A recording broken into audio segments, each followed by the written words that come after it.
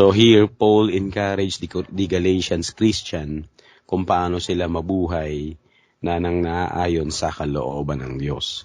Matapos na sabihin dito yung mga bunga yung mga gawa ng laman. So, sinabi rin ni Apostol Pablo rito yung bunga naman ng banal na Espiritu. Going back doon sa series natin, Galatians chapter 5 verse 22.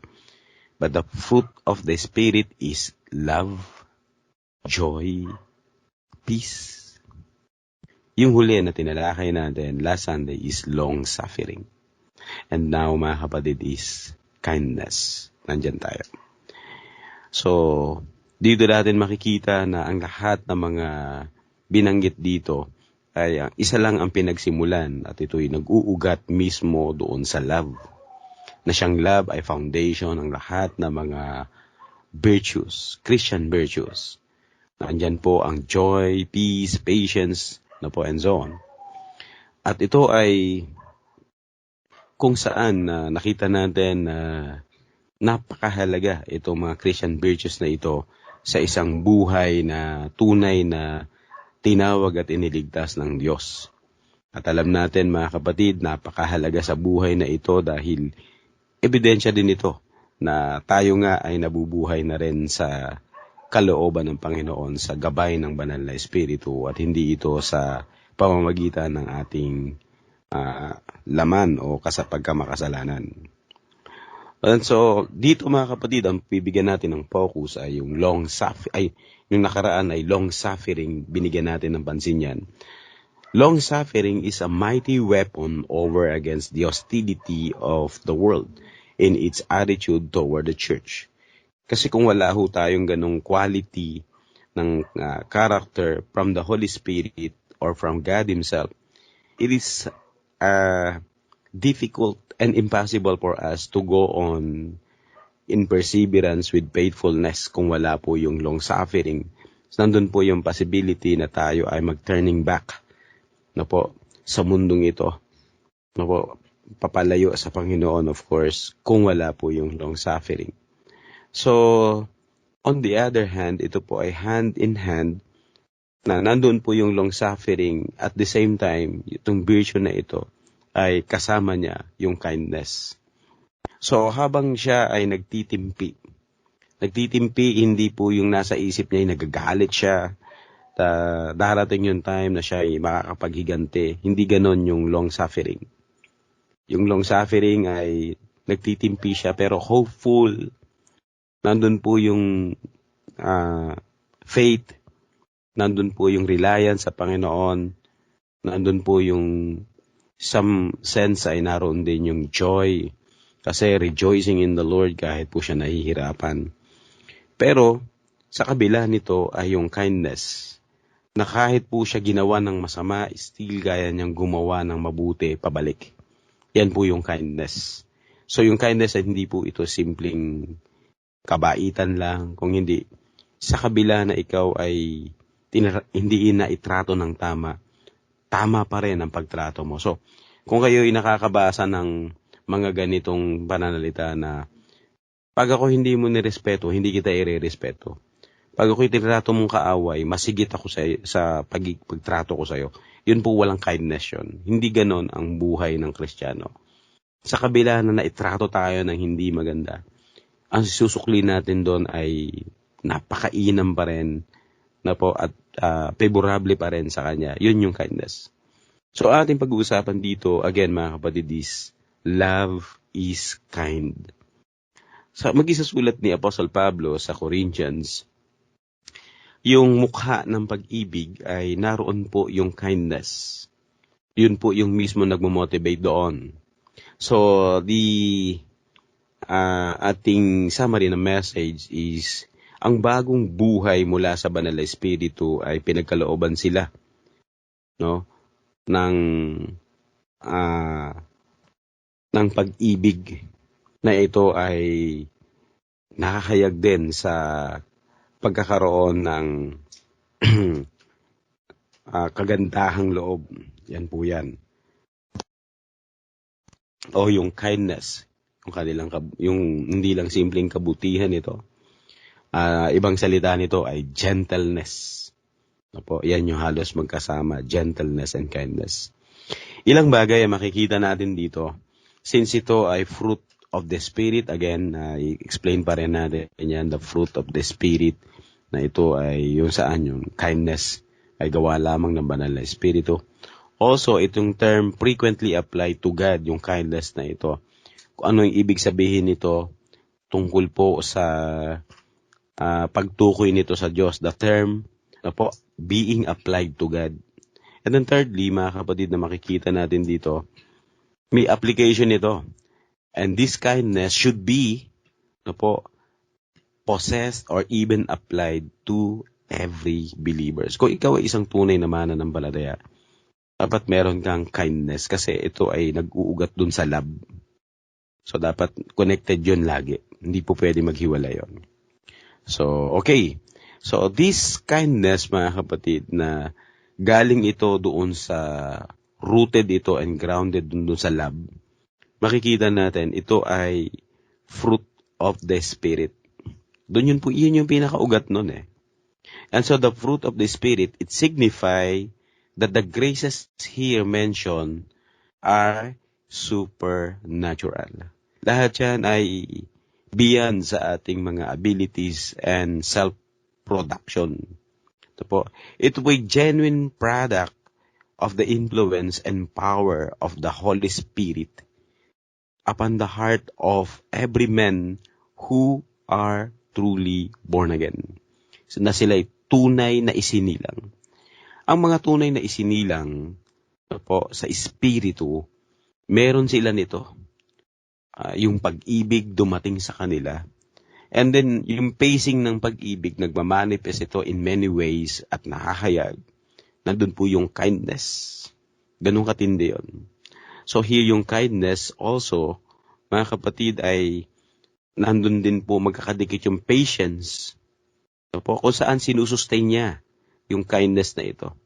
Kung saan under injuries and provocations, nandoon po yung kindness or even gentleness. No, hindi siya magre-retaliate. So, yan po yung makikita natin pag pinag-usapan itong kindness na ito from the work of the Holy Spirit Himself. So, to say it is the fruit of the Spirit of God na kung saan founded and rooted from love. Yun yung pinagmulan nun, spring mismo from the love of God. Because God Himself imparted it to His own people. No, ito ipinahagi niya para lamang sa kanyang mga anak na silang mga tunay na iniligtas. Kaya mga kapatid, ito po ay marka ng tunay na kaligtasan na yung love dumating sa atin, yung Santong Espiritu naroon, and then nakikita yung love, no, yung sa Panginoon at sa ating mga kapatiran. At kahit pa sa mga makasalanan, naroon yung essence nun. Dahil tayo ay iniligtas. Ang Diyos lamang ang siyang pinagmumulan nito. No po? At ito ay gaya ng sinabi natin kanina, na ito ay, yun nga ay supernatural. It is also arising from the sense of the remission of sins. Kumbaga dahil sa pinatawad at inalis ang ating kasalanan, ayun ay napakadakilang pabor ng Diyos na siya ay nag-ampon sa atin bilang kanyang pamilya sa pamamagitan po ng kapangyarihan ng Ebanghelyo. Talagang magkakasama palagi. Pag kumikilos po ang Diyos, lagi pong nandoon yung kanilang cooperation, unity, nandun po yung kanilang kaisahan, no? Yung patuloy na pagkilos ng Ama, at ng Anak, at ng Santong Espiritu. Kaya di natin sila pwedeng pag-iwahiwalayin. So, sa kaligtasan ng isang makasalanan, naroroon yon. At being constituted His children and His heirs from a lively hope of the heavenly inheritance. Ito po ay testimony po ng kanyang biyaya na sa buhay ng mga mananampalataya ay nakikita o nasisilayan. So mahalaga nga talaga ito ay fruit ng Holy Spirit sa ating buhay na talagang tayo ay iniligtas niya. So Ito ay isa sa agad na matututunan natin dito. Ito ay regular effects of the Spirit's operation to the heart of true believers in Christ. Anong ibig sabihin? Ibig sabihin, ito ay tuloy-tuloy. Ito po, tuloy-tuloy na kilos ng gawa ng banal na Espiritu sa ating buhay. Hindi lang siya constant, yung tuloy-tuloy, no? Hindi lang. In fact, ito po ay progressive. Ang buhay Kristiyano ay progressive, hindi siya constant. Magkaiba po yan. No po? So, ito ay progressive. At ito po ay tuloy-tuloy yung pagsusustain ng Diyos. Also, the Spirit Himself is the source of all super or spiritual fruit na ito. Yan nga po ay epekto ng patuloy na pagkilos sa atin ng banal na Espiritu sa ating mga puso. At ito ay biyaya ng Diyos sa ating kaluluwa bilang refleksyon sa kaluwalhatian ni Kristo. Kung paano si Kristo sinuntok, sinipa, pinaglaruan, minak, nilait nga mga kapatid, hindi siya gumante. Grabe yun mga kapatid, mo yung King of Kings, ganunin mo. Pero nagawa niya pa rin pagdating doon sa cross, patawarin mo sila. Di nila alam ang kanilang ginagawa. Grabe, di ba? Ang tindi ng kindness na yon. Yung salitang patawarin mo sila, naka-address yun mga kapatid sa mga taong makasalanan na gaya ng iniligtas kung saan ikaw at ako na sumampalataya kay Kristo, marahil mga kapatid ay walang duda sa tunay na sumampalataya, naka-address doon sa sinabi ni Kristo na patawarin mo sila. So, yun po yun. So, dito ay reflection ito ng glory ni Christ. Yan yung mga learning natin dyan. So, also mga kapatid, this is a very vital factor to the life of a true believers kasi po, nakikita ito dapat sa kanilang buhay at willing sila na i-please ang Panginoon. Ayan po yung mga ugat niyan at pundasyon niyan. Kaya ka nagpapatuloy na ginagawa yun kasi not just to please men, otherwise we will become man pleaser, where this principle is just an empty battle. Pero mga kapatid, kapag nandoon po yung tunay na conversion sa ating buhay, the main factor ng ating buhay na nagmo-motivate sa atin is to obey and please God. Kaya naroon po yung ating sinasabi na kindness. And so, mga kapatid, this is a determining factor whether one is truly guided by the Holy Spirit or not. Kung hindi ka pinapatubayan ng banal na Espiritu, I'm sure you will strike back dito sa mundong ito kung ano man ang iyong maranasan. Hindi ka lang hindi ka nagpapasensya. Lagi ka nakahanda na parang alam mo yun, gaganti ka pag ikaw ay nasaktan. Yun yung mga buhay ng mga wala sa Panginoon. Pero dahil tayo nasa Panginoon na, ito ay gaya na sinabi natin, regular effects of the Spirit's operation sa ating mga buhay, sa ating pagkatao. So the gospel contains numerous illustration of Christ's kindness shown to sinners. Na kung saan ay makikita natin ito'y hindi lamang simpleng example, ito po mismo ay demonstration kung paanong inabot ng Diyos. May power yan and may authority ang mga makasalanang gaya natin dahil sa kanyang dakilang kindness and gentleness. Also mga kapatid, this term, kindness, ay being applied to God. Pag yung kindness ay naroon po lagi ang application nito directly to God. Doon po sa Old Testament, meron yan, napakaraming mga verses din yan. Pero dito mga kapatid, makikita natin, Titus 3:4, but when the kindness and the love of God, our Savior toward men appeared. Ibig sabihin itong kindness na ito mga kapatid is redemptive o ito ay salvific, saving in effect. First of all mga kapatid, once na itong kindness na ito ay nakita natin from the very nature of God, makikita natin ito po ay, yung benefit nito ay redemptive. Hindi po ito isang bagay na isang tao ay binigyan lang siya ng pabor, and then ay hindi naman niya nakilala ang Diyos. Hindi yun ang primarily na meaning ng kindness. Ang kindness po na work ng Holy Spirit, na ito po ay reflection sa glory ni Christ, kanina na binanggit natin, ito po mga kapatid ay salvific and redeeming. So God manifests His love to the sinful world through giving of His only Son. Ito po. And that is kindness. Diba yung sinabing, for God so loved the world. Yung world doon is yung badness. That He gave His only begotten Son. Ito po. Yung love doon, kindness. Yan po yung other term noon. O, nandun din.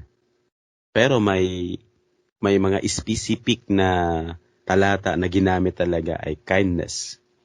So, bukod dyan, sinabi po ng Isaiah 54:8 hanggang doon sa, I think, verse 10.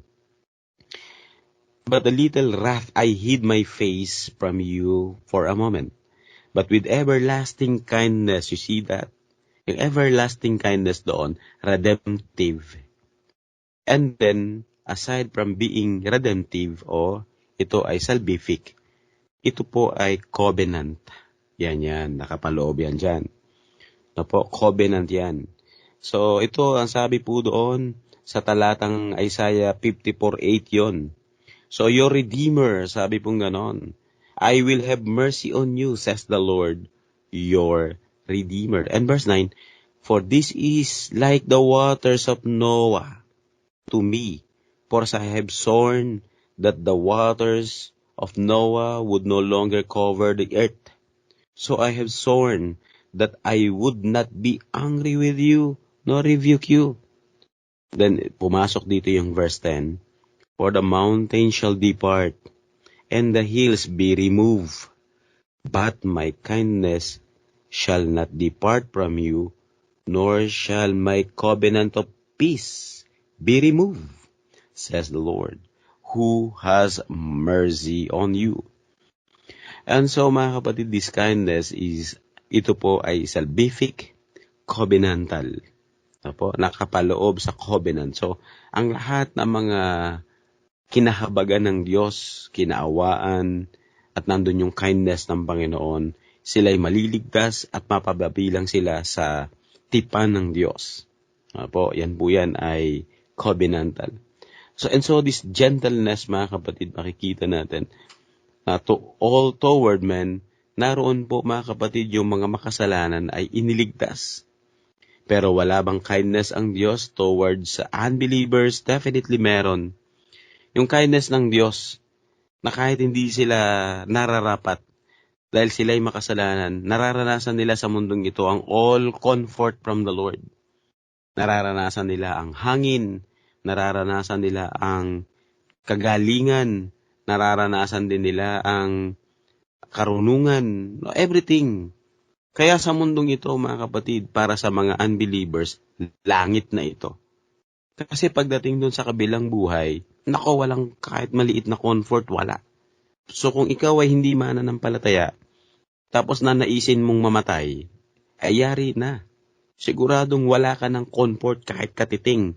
Akala nila, ang katapusan ng lahat ng paghihirap ay pag namatay ka. Kung di mo kilala ang Panginoon, wala ka ng katapusang paghihirap sa kabila. So, mga kapatid, may kindness ang Panginoon even among those wicked men living in this world, still rejecting God Himself and His truth. Naroon po yung kindness ng Panginoon in many ways. Yung mga believers naririyan, praying for protection for all people, and regulating the wickedness of this world. Napakatinding blessing na yan. Na nararanasan nila yung salt and light from the Lord through the believers. So, here, mga kapatid, makikita natin, napakahalaga na itong kindness ng Panginoon na ito.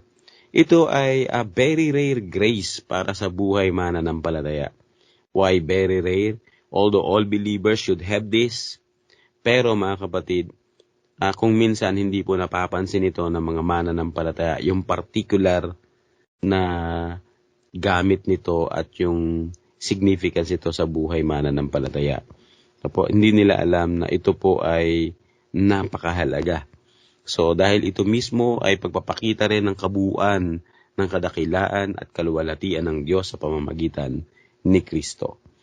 Thirdly, mga kapatid, each Christian should possess this, should have this. Dapat nabubuhay tayo ayon po sa ganitong grace, yung gentleness and kindness. The same word which is translated nung gentleness sa kindness is the same. Doon sa 2 Corinthians 6:6, by purity, by knowledge, by long-suffering, by kindness, by the Holy Spirit, by sincere love. You see that? Magkakadikit sila doon. But still, ang nagbibigay sa atin ng kakayanan na maisagawa ito sa pamamagitan ng banal na Espiritu. Yan po.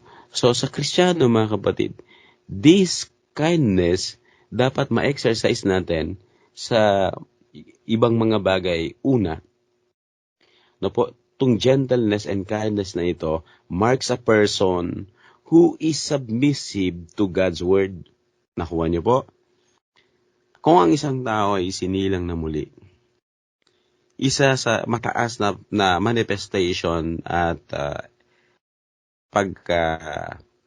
pag-apply ng application ng kindness sa kanilang buhay, naroon po yung kanyang full submission sa salita ng Diyos.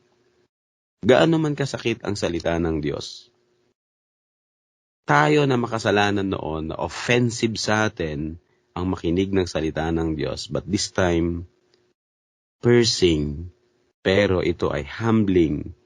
Ito rin, mga kapatid, ay blessing. Ito rin po ay molding para sa atin. Ito po, mga kapatid, ay comforting. Although piercing. Kung hindi ka isang tunay na mananampalataya, hindi lang hard for you to submit to the Word of God. Even it is impossible for you. It is even impossible for you to really submit to the Word of God wholeheartedly. Sa preaching of the Word, lalayuan mo talaga yan. Kasi wala yung gentleness, wala yung kindness. Check your heart, my dear, kung meron kayong ganito.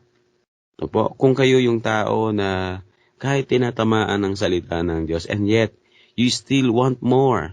Dahil nandun yung enjoyment and delightful ito sa iyo.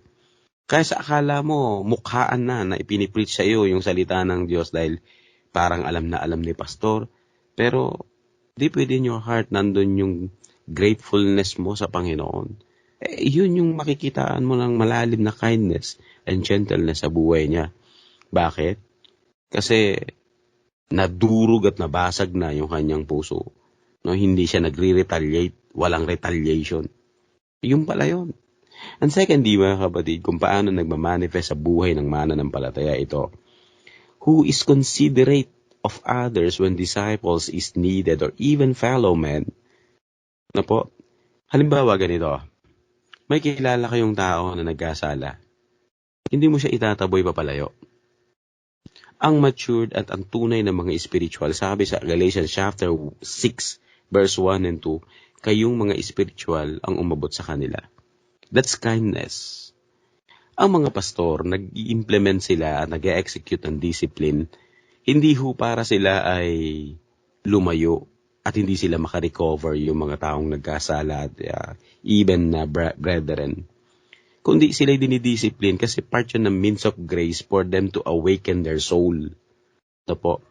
Ngayon, kung may mga makikita kayo, mga naturingang mananampalataya, pero kinokondemn yung mga nagkakasala, yun po ay inconsistent sa Christian ethics at saka sa Christian graces.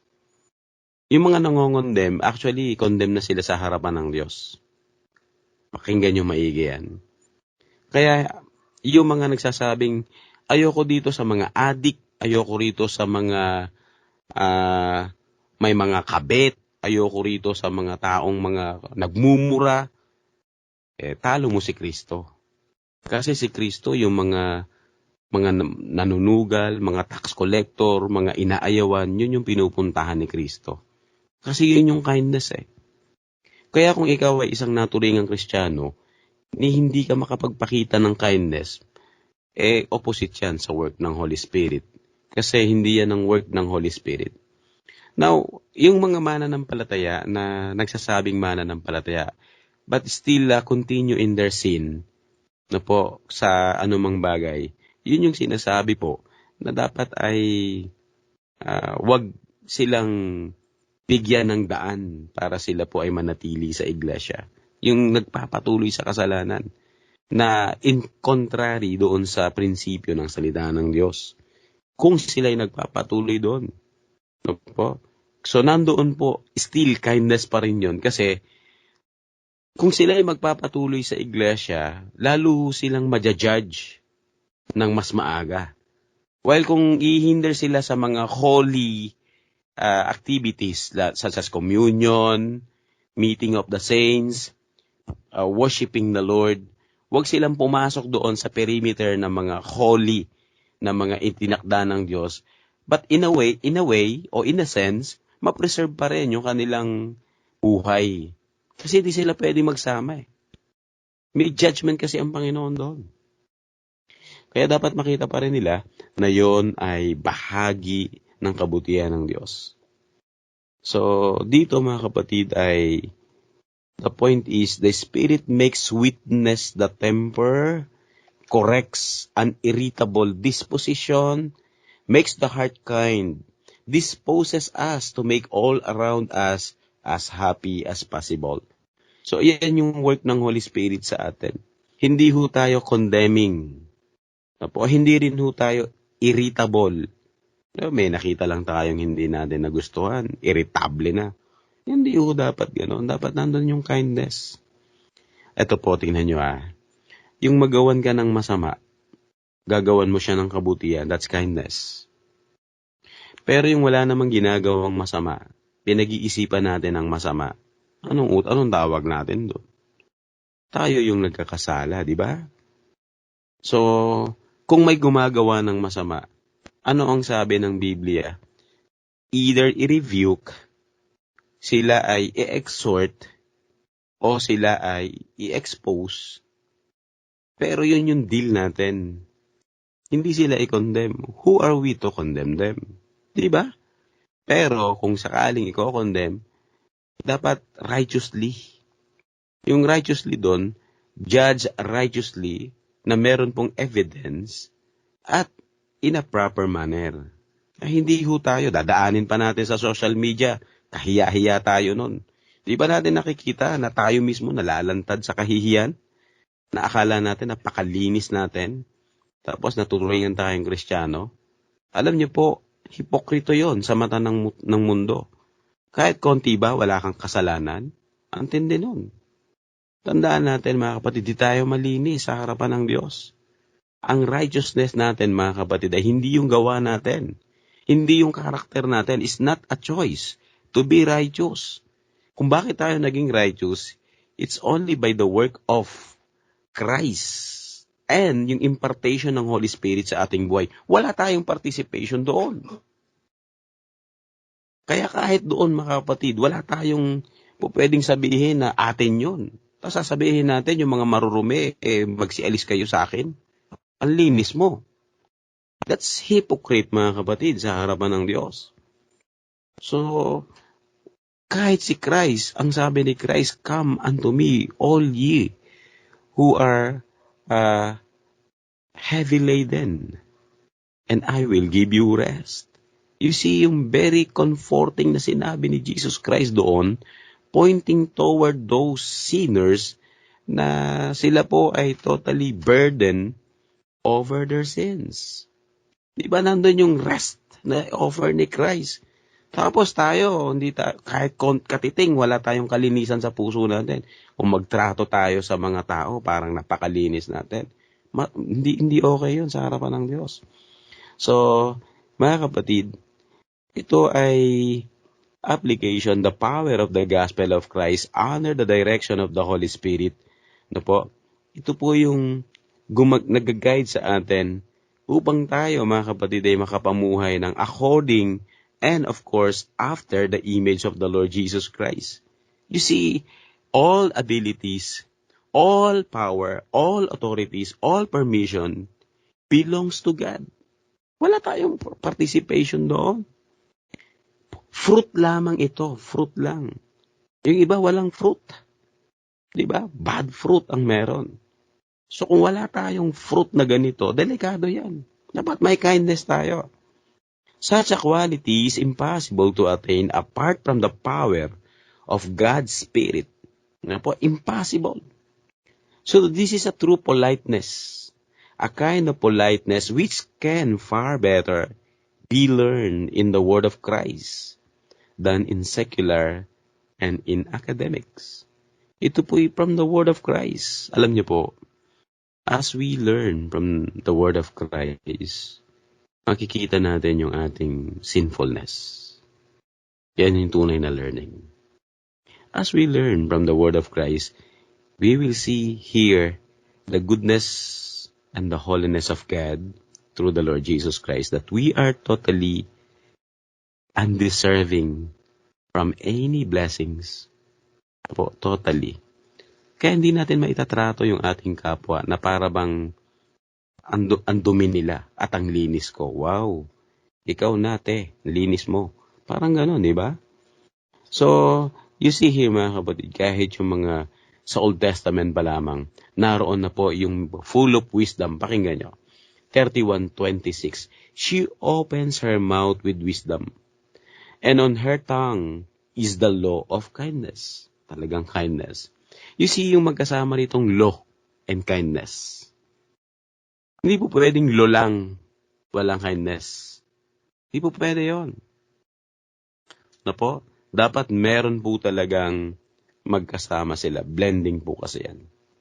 And then since God is kind towards sinners, Christians should display the same virtue to the sinners as well. No po? Sa ating fellow men. Regardless kung Kristiyano ba sila o hindi.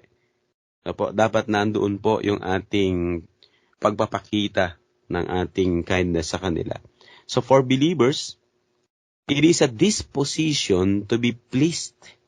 It is mildness of temper, calmness of spirit, an unruffled disposition, and a disposition to treat all with urbanity and politeness. Disposition. Why? Because the Lord Himself, the Holy Spirit Himself, enabled us. Enabled us. So pakinggan nyo itong verse na ito. Kaya ito ay talagang somehow ay disposition. Our obligation, divine duty. Colossians 3:12. Therefore, as the elect of God, holy and beloved, put on tender mercies. Put on tender mercies. Ito po, signifying our divine duties. Mercies, kindness, humility, meekness, long-suffering. So, meron tayong divine duty, mga kapatid. Yun po yung maliwanag na dapat po nating makita sa ating buhay. Now, a man in a hospital, just after severe operation, na po, natapos lang yung kanyang matinding operasyon na yun. Hiniling niya dun sa kanyang nurse na baligtarin yung unan. At ginawa naman ng nurse. Ginawa niya, rearrange niya yung 2 pillows. Hinigitan niya yung request lang ng lalaki. Pero, para siya ay maging komportable. Pero, naging oras-oras hinihiling niya yon. And then, bawat minuto na, no? Hinihiling niya yon. No po? Ngayon, mahaba na yung oras na yun ang laging request ng lalaki. Siya yung nainip at siya yung nagtanong dun sa babae. Bakit hindi ka umaangal? Sabi ng babae, hindi po dahil sa ginagawa niya lang yung duty niya. Alam niyo, sabi niya, alam niyo ba yung second mile sa scripture, kung may hilingin sa'yo, na bitbitin mo to ng 1 milya, gawin mong 2 milya. That's kindness. Kung merong mga tao na nangangailangan, ito hinihiling niya, may abilidad ka namang kaya mong doblehin yun. Bigay mo yun. Kasi kailangan niya yun. Minsan, depende do sa legitimacy ng need. Minsan sa ating iglesia, malaki ang pangangailangan. Pero napakabuti ng Diyos. Yung pagkilos niya sa atin, nakapag-produce tayo almost 100,000 para matulungan yung kapatiran na yun. Hindi na natin tinitingnan kung maibabalik yun o hindi. Kung maibabalik niya yun, good. Kung hindi niya maibabalik, good. Ginawa natin yun para sa Panginoon. Meron bang na-offend doon sa ating mga ginawa na yun? Kung meron man na-offend, siguro wala kasing kindness. Napakahalaga na yung kindness ay meron sa atin para sa taong marahil ay naka-offend sa atin, nangangailangan, taong kailangan nila na makita nila lalo ang kabutihan ng Diyos. Magagawa lamang natin yun at mag-e-enjoy tayo sa mga ganong klaseng virtues pag yung work ng Holy Spirit ay tunay na nasa atin. Pero remember this, at ito ay warning, kung wala sa atin yung ganitong klaseng virtue, medyo mag-isip ka. Kahit unbeliever meron ito. Nakikitaan sila, although ito'y limited and selfish in motivation. Tapos ikaw o ako na nagsasabing Kristiyano, pag wala ito, hindi natin makita. Delikado yan. Sana hindi ganon. Manalangin na tayo sa oras na ito. Aming Ama, maraming salamat. Kung minsan inaakala namin na ang bawat mga virtues dito ay napakasimpleng bagay lamang. Pero malalim pala ito. This is a truly vital and determining factor sa buhay Kristiyano namin. Whether we are truly belongs to you or not. Ito po, Panginoon, ay dapat mahayag sa aming buhay through the power of the Holy Spirit. Many times, Panginoon, yung buhay namin noon is just ready to retaliate everything or anything na masabihan kami ng masakit, pagawan kami ng hindi maganda. We will strike back towards them, those who offended us. Nakita namin, Panginoon, totally out of place ang anumang uri ng revenge na character. Kaya kayo rin ang nagsabing, huwag naming balikan ng masama ang masama. Dahil yun ay hindi makabubuti rin sa amin. At hindi yun nagre-reflect ang inyong glory. Ama, tulungan nyo kami. It's very hard for us as human and sinful men na mabuhay na merong ganong klaseng kindness without the work of the Holy Spirit. It is not even difficult. It is actually impossible for us, Lord. So help us. Hindi namin kayang gawin yon. Hindi namin kayang gawing bunga sa aming buhay yun sa sarili namin.